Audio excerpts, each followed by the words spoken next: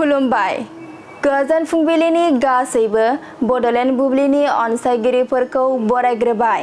दिनै 24 जुन मंगलबारनि फानजामुथिखौ फरायथिनो लादों आं भाग्यश्री बसुमतारिया। फानजामुथिनि गिबियाव दं मेष राशि। नोंथांनि जाफुंसारनायखौ नखरनि मानसियानो मेगन सागोन। नखराव गोजोन गैयि थासारि सोमजिगोन। मेष राशि। जिउनि गेदेर आनजादखौ उथ्रिसारनो हागोन। समाजाव नोंथांनि माना बांनायनिफ्राय बांलांगोन। मिथुन राशि। थांखांनाय जाथायफोरखौ गोसोखांना बिखा खामनाय मोनगोन। उसुखुथुजोंनो समा बारलांगोन। कर्कट राशि। साननाय बायदियै खामानिफोरखौ मावफुंनो हागोन। थांखिफोरा जाफुंगोन। गोथार सम। सिंह राशि। नोंथाङा समाजनि मोजां हाबा मावनो हागोन। बयजोंबो मान होजागोन। कन्या राशि। मावनो लानाय खामानिफोरा जाफुंनाय नङा। गोसोआव जोबोद दुखु मोनखांगोन। गाज्रि सान। तुला राशि। गोबावनिफ्रायनो हास्थायनाय मिजिंआ फैमाल जागोन। उनदाहाजोंनो समा बारलांगोन। वृश्चिक राशि। नाजानायनि फिथाइखौ मोननो हागोन। नखर आरो समाजनि मान लाखिनो हागोन। मोजां सान। धनु राशि। बबेबा दाबसे गोजान जायगायाव बेरायहैनो खाबु मोनगोन।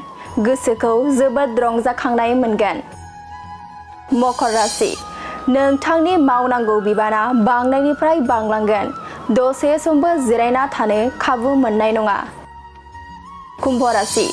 फिसा बाथ्राखौ लानानैनो नखराव दावराव दावसि सोमजिनो हागौ। दुखु दाहानि सान। मीन राशि। नोंथांनि जाफुंसारनाया बिनानावनि जिउआव खुसि लाबोगोन। बिनानावखौ हेफाजाब होनो हागोन। दिनै सानसेनि राशि फरायथिनायाबो एसेनोसै।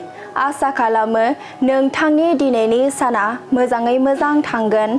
बेखौ बड'लेण्ड बुब्लि नखरनिफ्राय मिजिंथिबाय। गोजोन्थों।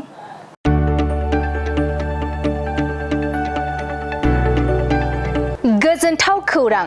बर'नि आंगोथार गोथाव ओंख्रि जानो मोजां मोनग्रा रायजो राजाफोरनि थाखाय गोजोनथाव खौरां। बर'नि आंगोथार ओंख्रि जानो मोजां मोनग्रा रायजो राजाफोरा बे गोदानै खुलिनाय लाइजौ हटेलाव हाबफैनो हागोन।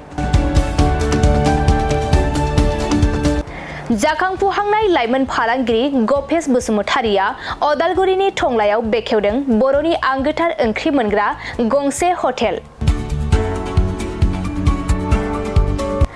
अदालगुरि जिल्ला टंलानि मिउनिसिपाल बर्ड मावख'नि साखाथियाव गोदानै बर'नि गोग्गो जानाय आदारनि गंसे लाइजौ मुंनि हटेल बेखेवदों। अदालगुरि जिल्लानि सिङाव थानाय फालांगिरि नोगोर टंलायाव गोदानै खुलिनाय बे लाइजौ हटेलाव बर'नि दोरोङारि जाग्रा आदारजों लोगोसे गोबां जाग्रा आदारफोरबो मोननो हागोन। गोदानै बेखेवजानाय बे लाइजौ हटेलाव अमा बेदर, बोरमा, लकेल ना, साम', नारजि, अनला खारै, थास', मैथा आरो नाफाम आरो गोबां आइटेमफोरखौ मोननो हागोन। बेनिखायनो नोंथाङाबो अदालगुरि जिल्ला टंला लामाजों थांलाय फैलाय खालामोब्ला बे गोदानै खुलिजानाय लाइजौ हटेलाव हाबनानै बर'नि दोरोङारि गोथाव जाग्रा आदारफोरखौ जालांनो हागोन। आरो नोंथाङा नैबे 9101758967 जानबुं नम्बरनि गेजेरजों खौरां लाहरनानै आबुङै मिथिना लानो हागोन।